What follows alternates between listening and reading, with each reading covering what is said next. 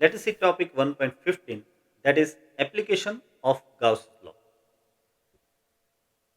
Gauss's law is used for calculating electric field in some symmetric charge distribution. See, up to now we have derived equation of electric field for a point like charge, for dipole and so on. But in practice, we are having whole object which is charge and we need to find out electric field suppose. Then it becomes very difficult to find out electric field for such type of object.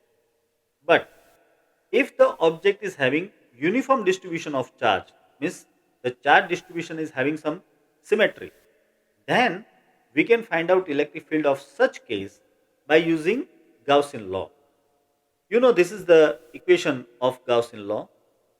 Closed integration E dot dA is equal to Q upon epsilon 0. Here this E is the electric field.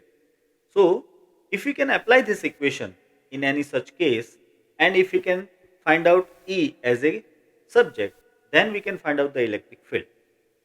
But you know this, that for applying this equation, first we need a Gaussian surface. And Gaussian surface can be imaginary. We can choose any Gaussian surface even if there is no surface of that kind, but we can choose any imaginary Gaussian surface. So that we are going to do. We will find out electric field of symmetrical charge distribution by choosing Gaussian surface on it, and some charge will be enclosed inside, and then we will apply this equation and we'll find out the electric field. Here are some examples where we can apply this Gaussian equation to find out electric field.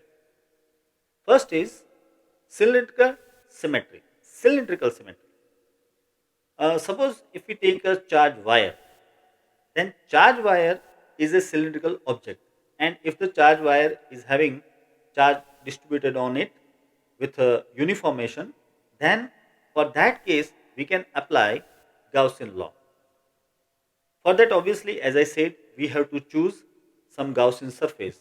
So we'll be using coaxial cylindrical Gaussian surface.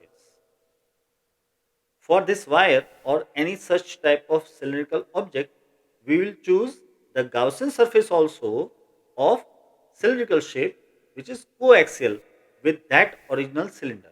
For example, if this is a pen which is charged and I want to find out the electric field, so I have to choose a Gaussian surface.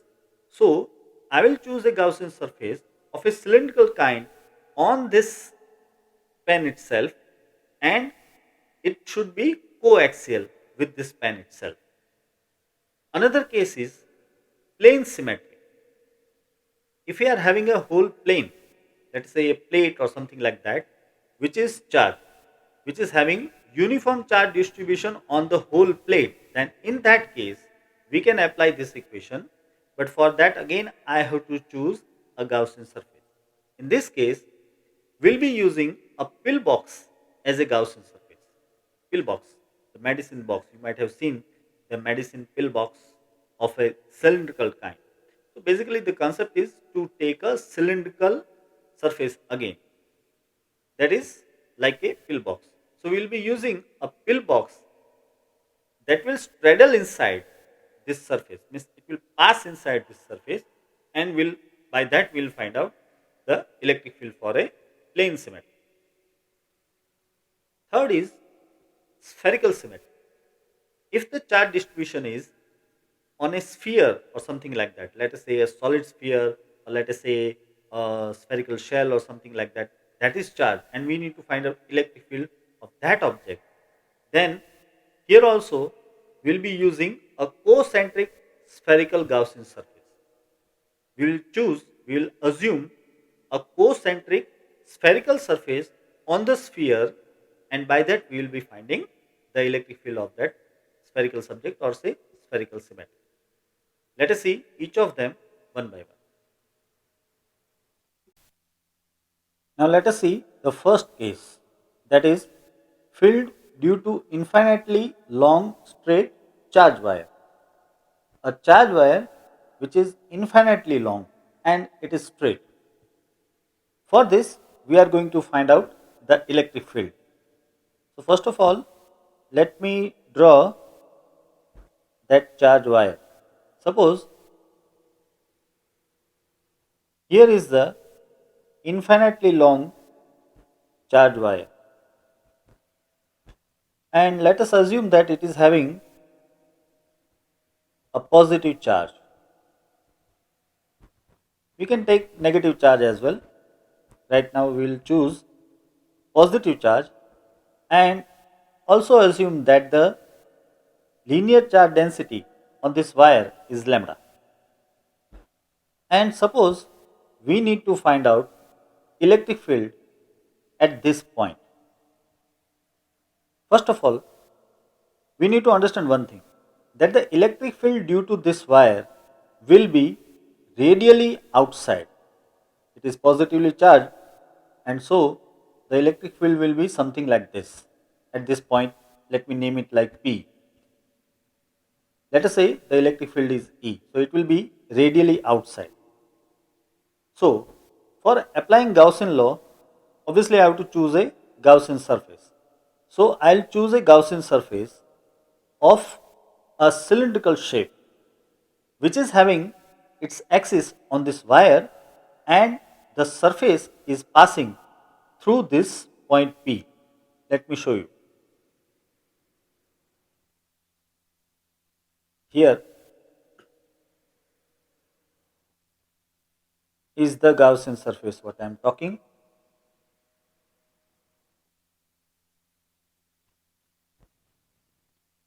It is kept such a way so that the axis of this cylinder is passing through the wire, and the surface is exactly on this point P. Here it is point P. If the distance of this point P from the wire is, let us say, R, then the radius of this cylinder will be also R. Let us say that the length of this cylinder is L. Here is the length L. If I choose any other point even, let us say if I am choosing a point here named as Q, then electric field on this point Q will be also radially outside. And because this is cylinder, so the distance here also will be R, and so the electric field intensity at this point Q will be also the same, that means E. Though the direction will be opposite, at point P the direction is in this way, and here at point Q the direction will be in this side. But the magnitude will be same for both of these points. So, this is our Gaussian surface. It is a cylindrical Gaussian surface. And now we will find out flux linked with this Gaussian surface. For that we need to understand few things. See, there are three parts of this Gaussian surface. One is this circular disc. Now at this circular disc, what is happening, that the electric field is radially outside. So there is no electric field passing through this circular surface. And so if I name the flux linked with this circular surface as, let us say, phi 1, then phi 1 will be 0. This phi 1 will be 0. The same will happen for this opposite circular surface also. Here also the electric field is radially outside, and so there is no electric field passing through this circular surface, and that is why if I say the flux is phi 2, then phi 2 will be also 0. But if we discuss about this surface, that means the cylindrical surface, then here the electric field is passing out from this cylindrical surface everywhere. That's why there will be some flux. Now let us find out that flux. Let me name that flux as phi 3. Flux linked with the cylindrical surface is, let us say, phi 3. So we need to find out phi 3. Now for that, first I will choose a small area element at this point P. I am showing here a small area element on the surface of the cylinder at this point P. So the area vector of this small area element will be perpendicular to that area itself. Let us name it like dA. This is dA. See, this dA is, right now you can see, in the direction of electric field itself. It's very obvious because dA is perpendicular to the surface and the electric field is radially outside. That's why they both are in the same direction. Now this will happen everywhere throughout the cylindrical surface. Anywhere on this cylindrical surface, everywhere, this E and dA will be in the same direction. See, in this point also, the electric field, and if I choose a small dA here also, then the vector dA and electric field here also will be in the same direction, you can see. So everywhere on the whole cylindrical surface, E and dA are going to be in the same direction. Now keeping this in our mind, let us find out the flux equation. Now total flux, let us say phi, then phi will be equal to phi 1 plus phi 2 plus phi 3. But as I said that phi 1 and phi 2 are 0 and phi 3 can be written by our known equation closed integration E dot dA. But because on this cylindrical surface E and dA are in the same direction, you can write this E dot dA as E dA cos theta, and theta will be 0. E dot dA can be written as E dA cos theta, but theta is 0 because, as I said, that E and dA are in the same direction. Now as I said, everywhere on this whole cylindrical surface, the magnitude of E, that means electric field E, will be same. So the term E is constant in this equation. So I can put this E outside of this integration. So now you can write this equation as E closed integration of dA. Now what mean by closed integration of dA? This closed integration of dA means you have to integrate all the dAs on the whole cylindrical surface. This is small dA, that is the small area element, and we have to integrate throughout this cylindrical surface. So when we integrate this dA throughout this cylindrical surface, obviously it will be a total area of the cylindrical surface. And so now I can put this term as E into 2 pi r L. This is the surface area, total surface area of a cylinder, 2 pi r L. So here is the first equation ready of the flux. Now we are going to use Gaussian equation or Gauss law. So we can also write that flux phi is Q upon epsilon 0. Here this Q is the total charge inside the Gaussian surface. Now our Gaussian surface is this, the cylinder, and the total charge is nothing but this portion. This portion of the wire is in the Gaussian surface in the cylinder, and that's why this is our total charge. Let me mention it here. This is the total charge, which is Q. Now how to find out this Q? Now that is very simple, because the length of this portion, let me show you, the length of this portion is L. This length of the wire is inside the Gaussian surface, that means the cylindrical surface, and the charge q is on this portion only. So I can write the equation of q as simply lambda L upon epsilon 0. We know that lambda is a linear charge density and lambda is q upon L. So q can be written as lambda L. And so here is our equation 2. Now we can compare both of this equation. So I can write from equation 1 and 2. I can write E into 2 pi RL is equal to lambda L upon epsilon 0.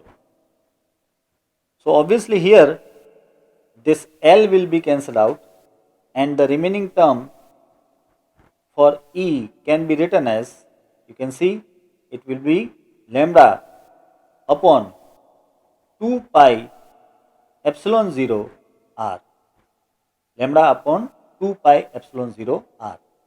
Or in a vector form if you want to write, then you can also put it like vector E is equal to lambda upon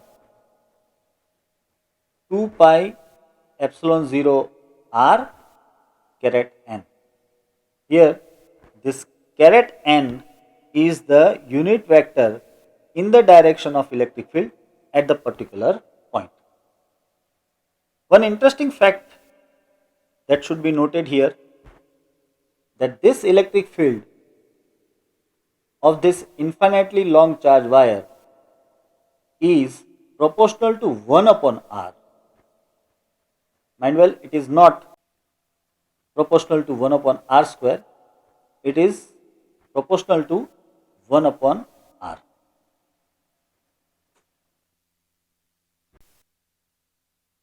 Now let us see the second case, field due to uniformly charged infinite plane sheet. Suppose this is the plane sheet and you can see it is having some charge. Let us say the charge density is sigma. Here the charge density on this plane sheet is, let us say, sigma. So the electric field of this plane sheet will be perpendicular to the plane and will be somewhat in this direction, this way. This is perpendicular to the plane itself.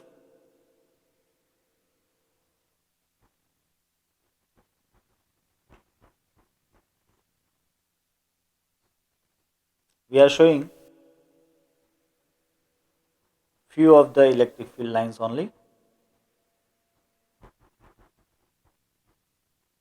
and we need to find out this electric field. Obviously we have to use the Gauss law, and for that we need a Gaussian surface. For this case I will choose a Gaussian surface like a pillbox, means it's a cylindrical hollow cylinder. So that pillbox I am going to use here as a Gaussian surface, and I am showing that this Gaussian surface is penetrating from this plane sheet. It is penetrating to and fro from this plane sheet. So I have to draw that. Wait for a while here.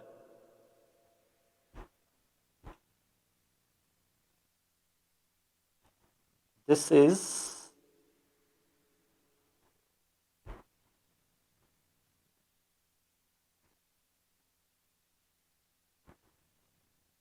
the pillbox kind of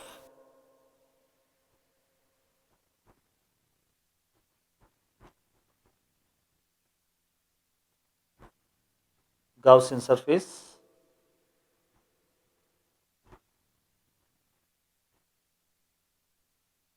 which you can see it is passed to and fro from this plane shape.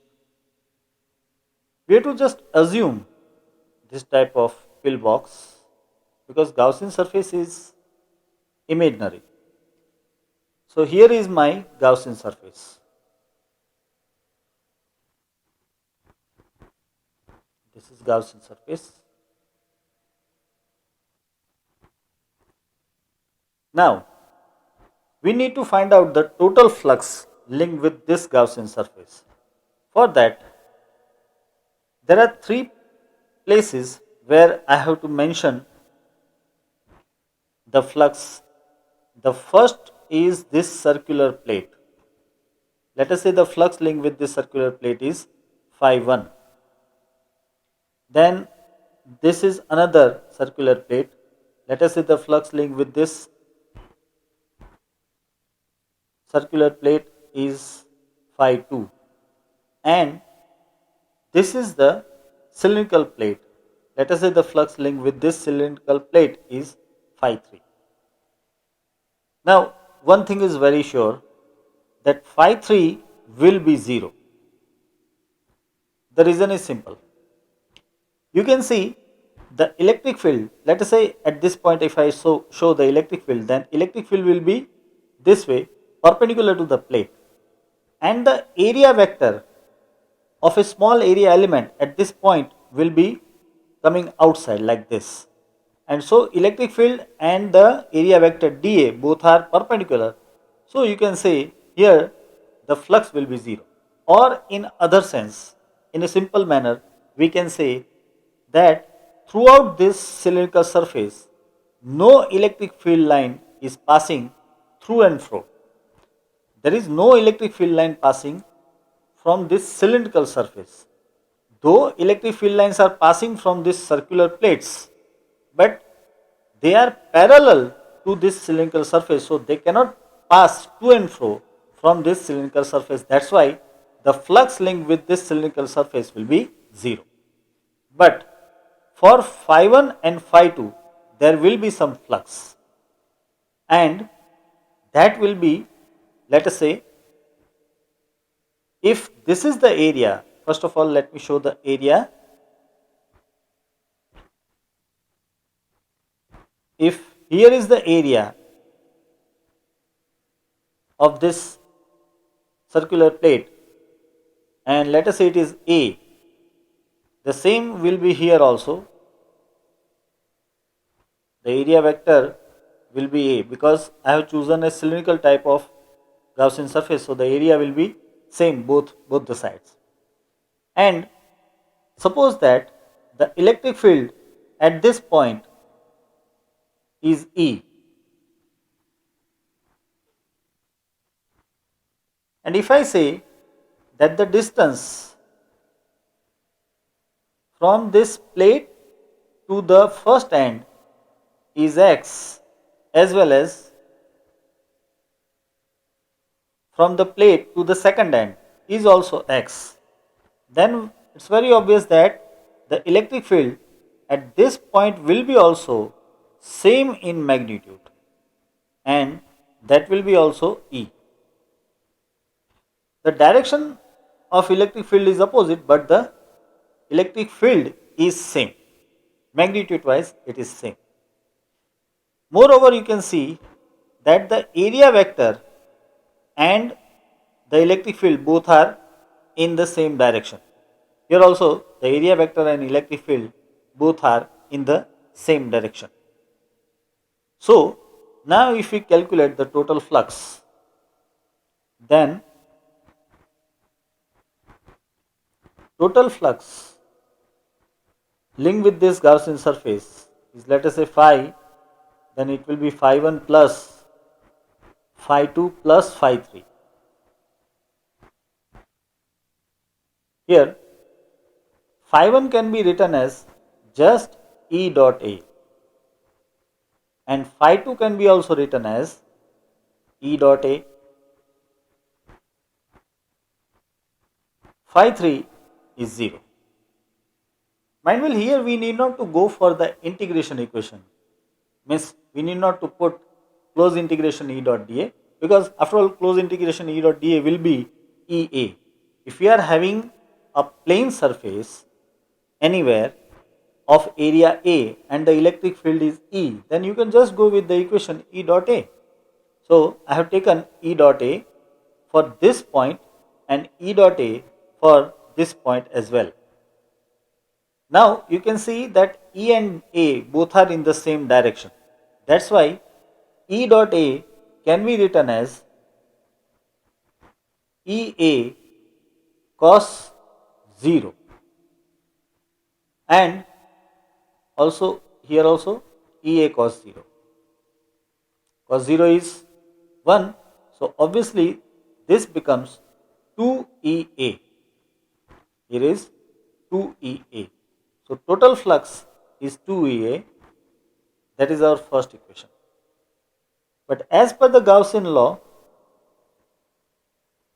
we know that flux is Q upon epsilon 0.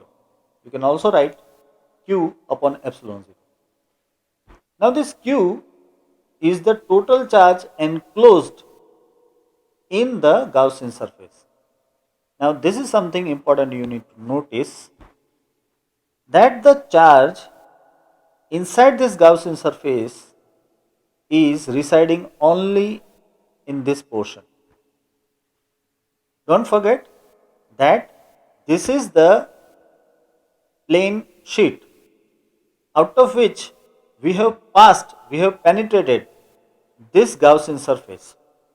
So this portion of this plate is inside this cylinder. Only this portion of this plate is inside this cylinder, and that's why this is the charge inside the Gaussian surface. So here is our charge Q. Now charge Q in this particular case can be written as sigma into A upon epsilon 0. Why so? Because this area is A, this is cylinder, and as I said the area is A of the cylinder, cross sectional area is A, so this area will be A and the surface charge density is sigma, that's why Q will be sigma A. Sigma A is equal to Q upon A, so Q will be equal to sigma A. So I kept here sigma A. Now we can compare these two equations. Let me write. From equation 1 and 2. If I compare both of them, I can write 2EA is equal to sigma A upon epsilon 0. So we can write electric field E, that will be equal to sigma upon 2 epsilon 0. A will be cancelled out, and so it is sigma upon 2 epsilon 0. Or in a vector form, if you want to write, you can put a vector form. Vector E is equal to sigma upon 2 epsilon 0 caret n. This caret n is in the direction of electric field, unit vector in the direction of electric field. Here one thing we need to notice, that electric field E is independent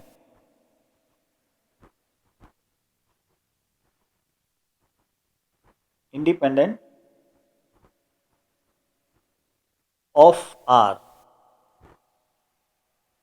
of distance r. It is not dependent on distance r.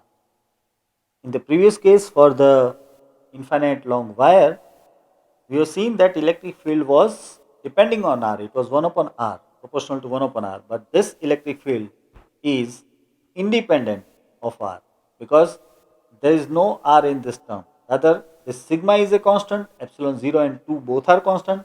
That's why this electric field is constant. Means the electric field here produced will be not depending on distance, it will not be decreasing with the distance. So obviously it is uniform electric field.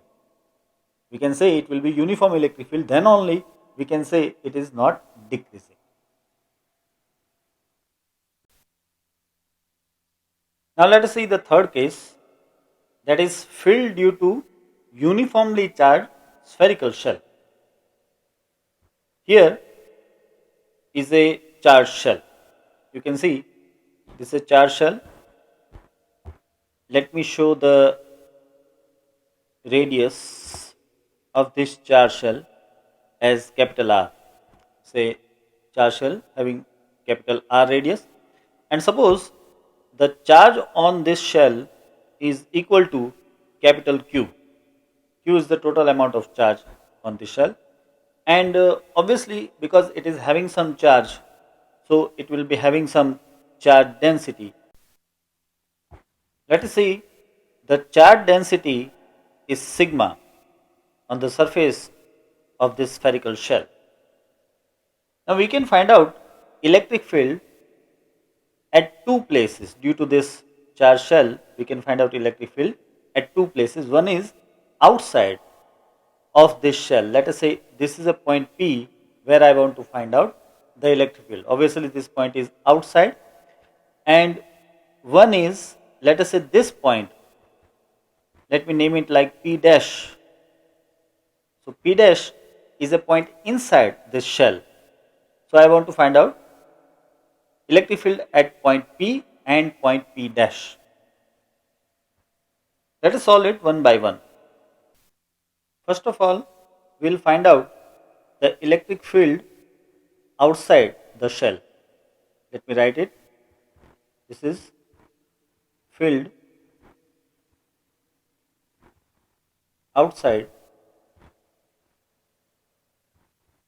the shell. Now, for this, obviously we need to use a Gaussian surface. So I need a Gaussian surface which will be passing through this point P, which is outside the shell. So here I am drawing a Gaussian surface that is again a spherical kind, and it is passing through this point P. Here both need to be concentric. So let me adjust it little bit. Yeah. So the spherical shell and the Gaussian surface what I have shown are both concentric, and you can see this Gaussian surface is passing through this point P. Now at this point P, the electric field will be radially outside. Let me show.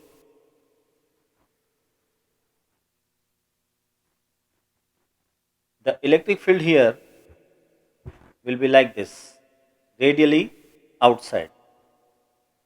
Let me name it like E O. O is for outside, electric field outside.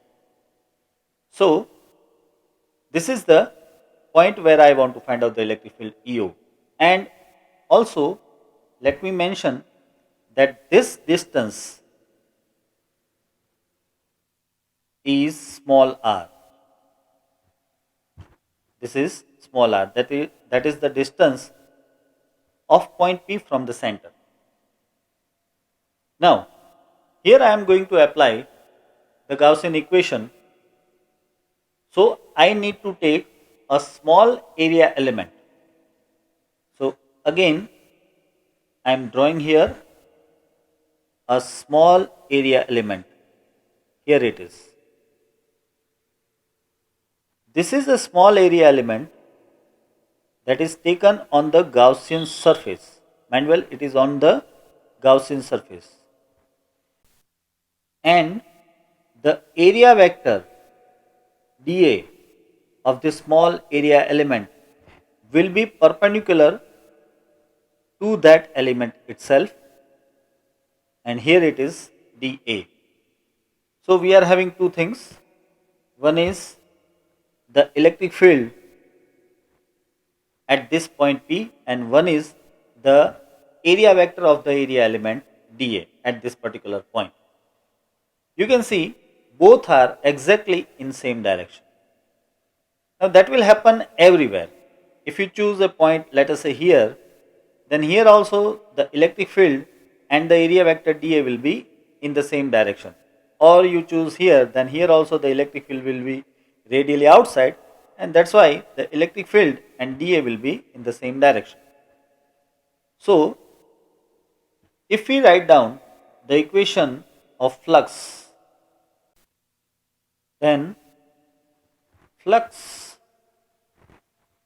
phi is, as we know, closed integration E dot dA. But here we know that electric field E, rather E0, I have to mention it, E0. Electric field E0 and dA both are in the same direction, so I can put E0 dA cos 0, and cos 0 is 1, as well as this electric field E0 will be same throughout the Gaussian surface at any point. That's why I can pull out this E0 from the integration, and then remaining is closed integration of dA. Now closed integration of dA on the Gaussian surface is going to give you the total area of the Gaussian surface. Now the total area of the Gaussian surface will be 4 pi r square, because the radius of this Gaussian surface is small r, so it will be 4 pi r square. That means I can write this equation E0 into 4 pi r square, small r square. So here is the flux equation. Also, as per the Gaussian equation, the flux phi can be written as Q by epsilon 0. Here I am writing capital Q, because here the capital Q is the total charge enclosed by the Gaussian surface. This is the Gaussian surface and the whole charge capital Q is inside it. That's why this is capital Q upon epsilon 0. Now we can just compare both of these equations. So I can write from equation 1 and 2. I can put here E0 4 pi r square is equal to Q upon epsilon 0. That means E0 can be written as 1 upon 4 pi epsilon 0 and Q upon r square. In vector form, if you want, you can put it like vector E0 is equal to 1 upon 4 pi epsilon 0 Q upon r square and caret r. The most important point here is that the electric field outside this spherical shell is proportional to 1 upon r square. It is proportional to 1 upon r square. One more interesting point to be noticed here, that this equation is nothing but the equation of a electric field of a point like charge. This is just the electric field equation of a point like charge. Though here is a spherical shell which is charged, still we are getting the equation of electric field of point like charge. That means when we are outside the shell, the whole shell behaves such like that it is a point like charge, because you can see here this is r square and the r is the distance from the center. So it appears like that the whole charge capital Q is concentrated at the center. Means the equation shows that the whole charge capital Q is behaving such a way that it is concentrated at the very center of this shell. Now using the same figure, we will find out electric field at point P dash, where P dash is a point inside the shell. So we are finding field inside the shell.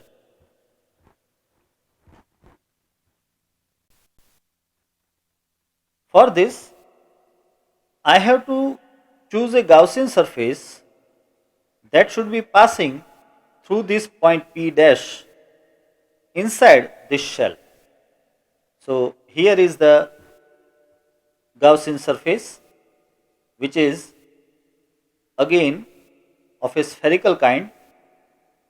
Let me adjust it, because this surface should be concentric with the sphere, with the spherical shell. So here it is spherical shell and this Gaussian surface, both are concentric. Let me show the radius of this spherical shell as r dash.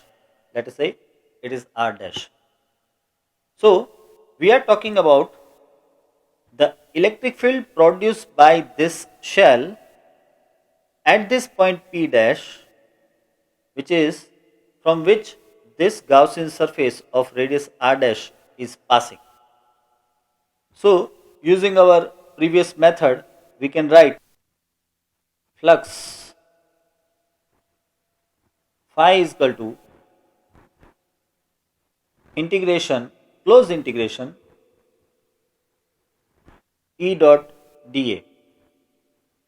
Let us name this electric field as EI. Previously we were saying E0, that was EO, that was outside, and this is EI, that is inside. Now the fact is that we don't know how the electric field will be at this point. Right now we don't know how the electric field will be. Obviously, because due to this charge, what is the electric field outside, that we can predict somehow. But what will happen inside, that we don't know. So let us move further by taking another equation of flux, that is flux phi is equal to Q upon epsilon 0. Now there is an interesting point here. This Q is the charge inside the Gaussian surface, and you can see inside this Gaussian surface there is no charge at all. Whatever the charge is there, that is on the surface of the shell, but inside this Gaussian surface there is no charge at all. That means I can clearly write that this flux is going to be 0. This flux is 0. Now we can compare both of this equation. So from equation 1 and 2,